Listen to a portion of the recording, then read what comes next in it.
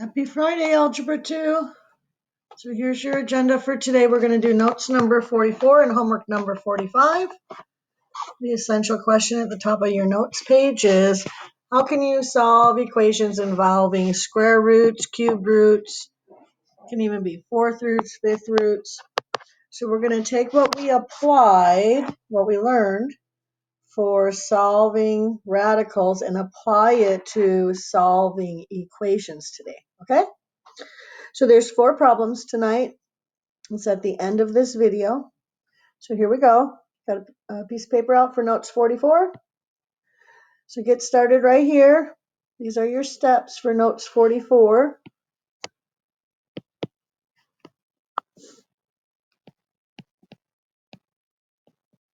I have to put my little box on this one. There we go. So we're going to do the principle of powers for solving radical equations. So these are the steps. You're going to isolate the radical with the x. X is the variable. Could be a y, could be an a, a b. Usually I use x. So you're going to isolate the radical, then you're going to raise both sides of the equation to a power. So that's what this part of the notes means. If you have something equal to each other, you're allowed to raise each side to a power where n is the power. So a equals b, then you can also do a to the n is equal to b to the n. Okay?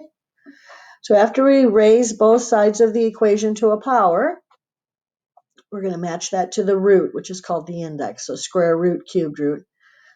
Then after that, on step 3, we're going to drop the radical symbol.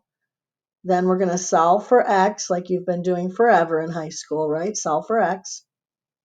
And then for solving radicals, you do have to check your answer. And you have to check your answer when they have even roots. So squared root, because that's a 2, even number. Fourth root, 4 is an even. So we check our answers on even roots. So let's get started. If you need a minute to finish up these steps, hit pause on the video, please. Okay, so this is example 1. The directions say to solve the equation and check your solution. That fancy word is extraneous. That means the solution should work. It appears like it should work, but it doesn't. So go ahead and write down this problem.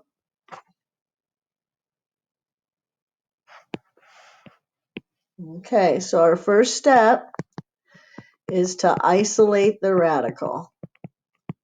Okay, now let's remember this is a square root, so we're going to put a 2 in there.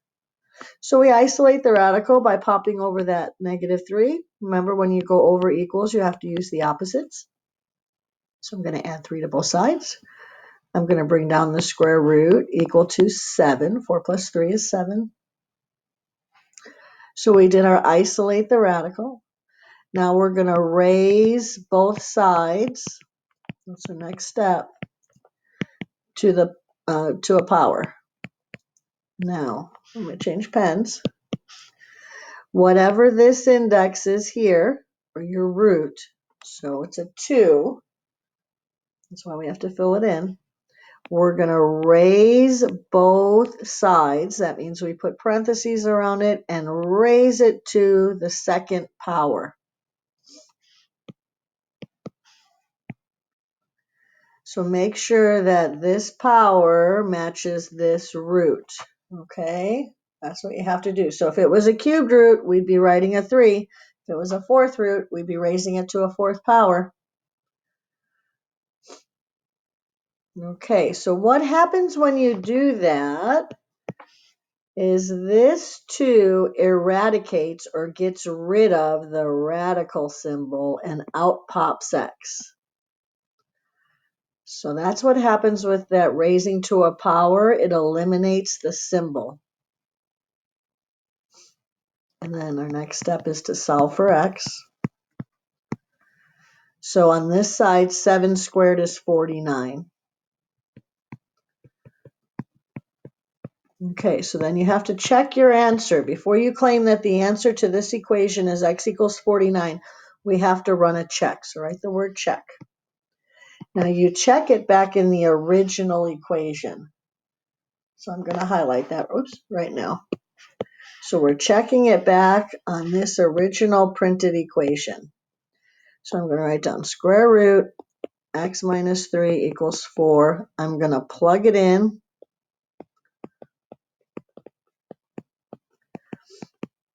So that's what you do to check it.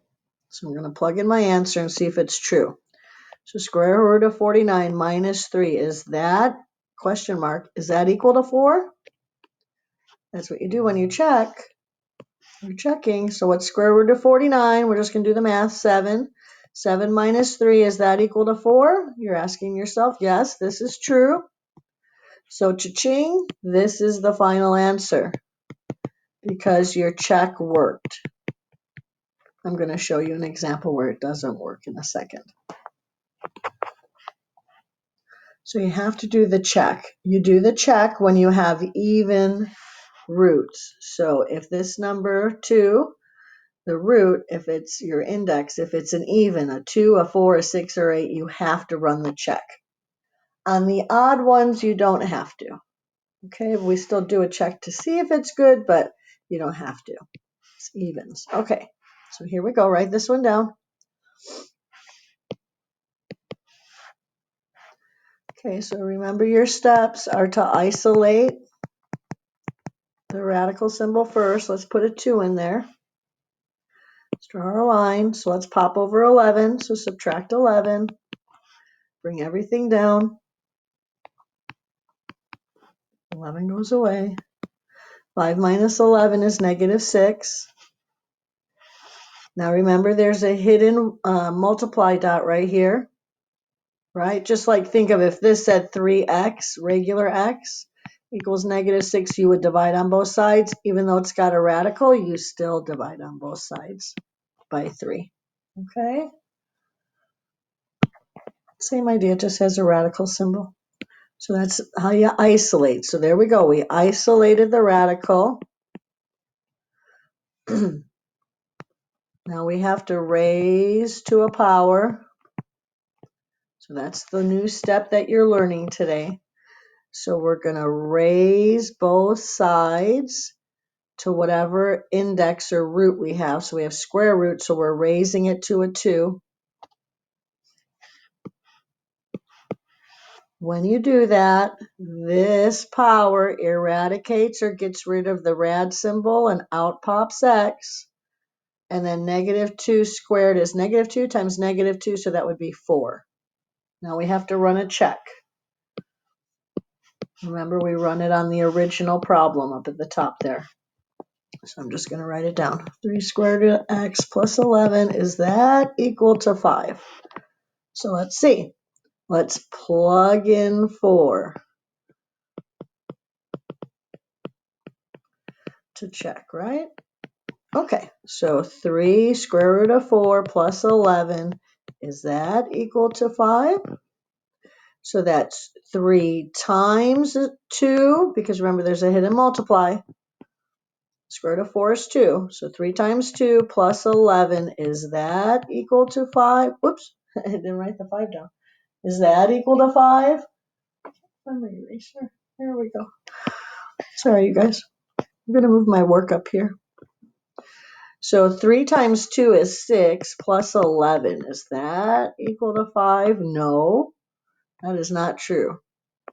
So we write a slant. So 17, 6 plus 11 is 17, is not equal to 5. So what does that mean? Well, it means that this answer, x equals 4, is extraneous.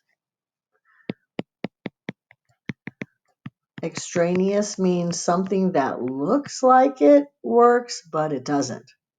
So what we do for our final answer then is we write no solution. So that's our final answer. That means the original problem does not have a solution. So this original problem in the world of math does not have any answer. Okay? All right, so remember, you have to do a check on your work. Let's do another one. If you need a moment, please hit pause. Please write down this next problem.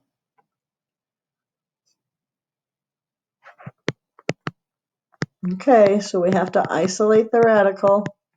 Let's put in our square root.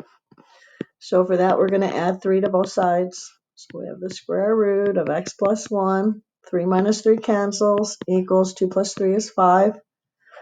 Next step is to raise to a power. The power that we're going to use is 2 again. So we put parentheses around both sides. We use this number. So raise it to 2.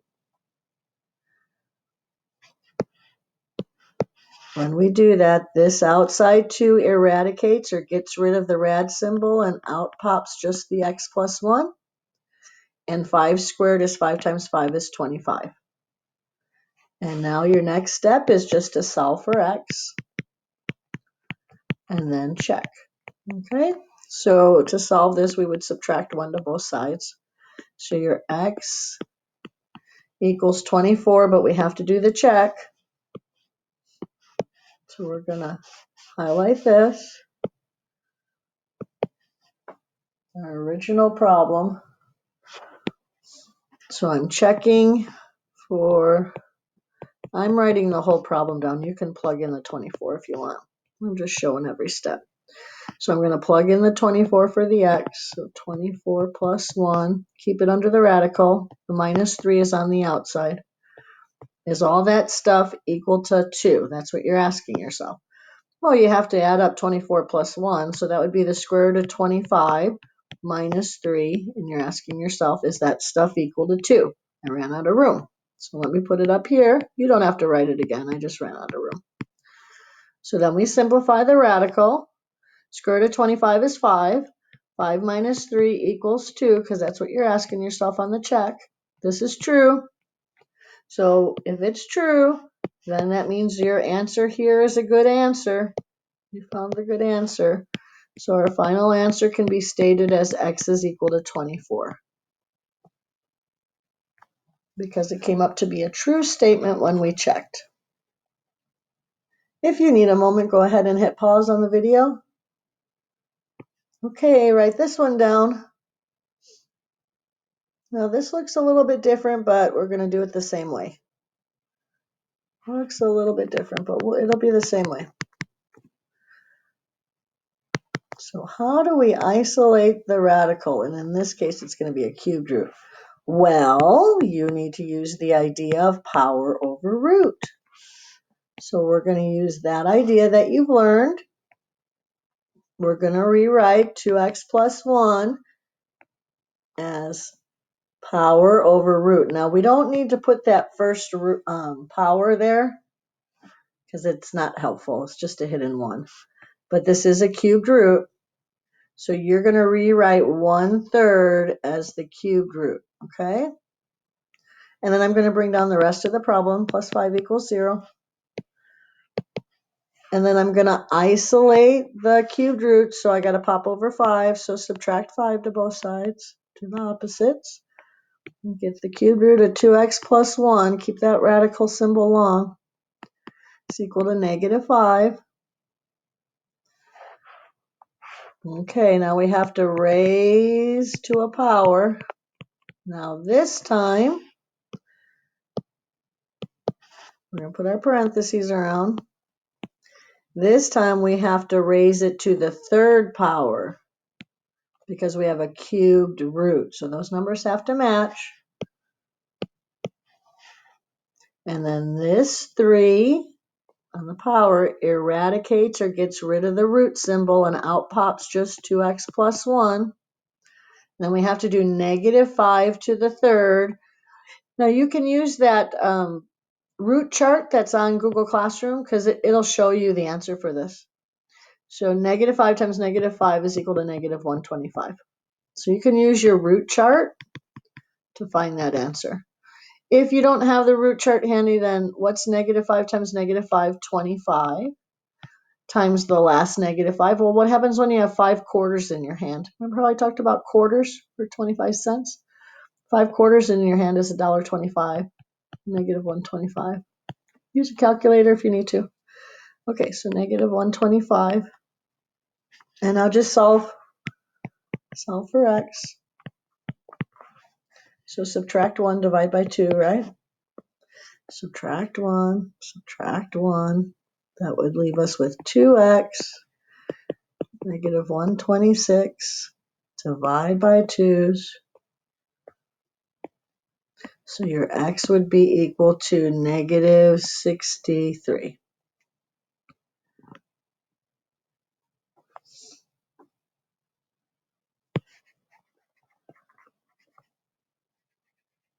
Now if we run the check on that, instead of running it in this original, I'm going to run it in this one because that'll be easier for me to calculate because it's in the root form. So 2 times negative 63, cubed root of that, plus 5, is that equal to 0? So it's okay to run it in this one where you've converted this into the radical form, right? So is the cubed root of negative 126, did I get that right? Yeah. No, something happened here. Oh, I forgot my plus 1. I knew something happened. Yeah, see, I got to write it all down. I tried to do it mentally and I forgot that 1. Plus 1. There we go. See that over here? Let me show you what I did wrong. Right here. I forgot to write the plus 1 out. So you got to write the whole thing out to begin with to check. Just trying to get ahead of myself. So that's negative 126 plus 1 plus 5. Is that equal to 0? That would be the cubed root of negative 125 plus 5. Is that equal to 0? Well, how much is the cubed root of negative 125? You should be looking at your root chart. Cubed root of negative 125 is negative 5. I'm going to bring this down and this down. Is negative 5 plus 5 equal to 0? True. So our answer right here is our final answer. X equals negative 63. Okay, one more. I just want to make sure you know how to do the fourth root, okay? Hit pause if you need a moment. Write this one down.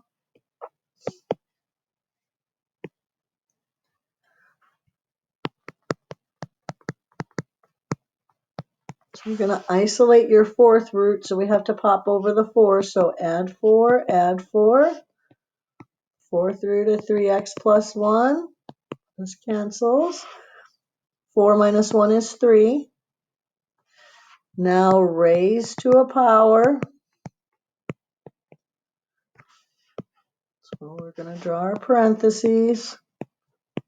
And we're going to raise it to the 4th power because the root or index number is 4. So it's pretty easy once we do a few of them. So this power eradicates or gets rid of the rad symbol and out pops 3x plus 1. And 3 to the 4th is also on your root chart. It's 3 times 3. This one's real easy, by the way. 4 times, right? So how much is 3 times 3? 9. How much is 3 times 3? 9. What's 9 times 9? It's just 81. 3 to the 4th is an easy one to do. Okay, solve for x. And then we're going to do a check. Okay, so subtract 1, pop your 1 over. So 3x is equal to 80. Don't panic, it's going to be a fraction answer. So undo the multiply by divide by 3. So x is equal to 80 over 3. Don't panic, that's okay. We got to get used to fractions because you're moving into your senior year now. We're going to leave it like that while we run our check. Okay, so I'm going to put my check over here. So I'm going to write down my original problem. I'm writing this one down to check. So 4th root, 3x plus 1, minus 4 is on the outside of the radical. When we plug in the answer to check, I'm going to write it bigger. 3. Well, maybe I won't write it bigger. Hold on, let me erase that. 3 times 80 over 3, and then add 1, because there's a plus 1 right here, minus 4 equals negative 1. Is that true? So don't panic with the fraction. Just make 3 look like a fraction. So write it as 3 over 1. That's all. Now, as long as this is a multiply dot, you can just cross cancel 3's. So you're really getting 4th root of 80 plus 1, which is 81. Then I'm going to bring down the back. Minus 4, is that equal to negative 1?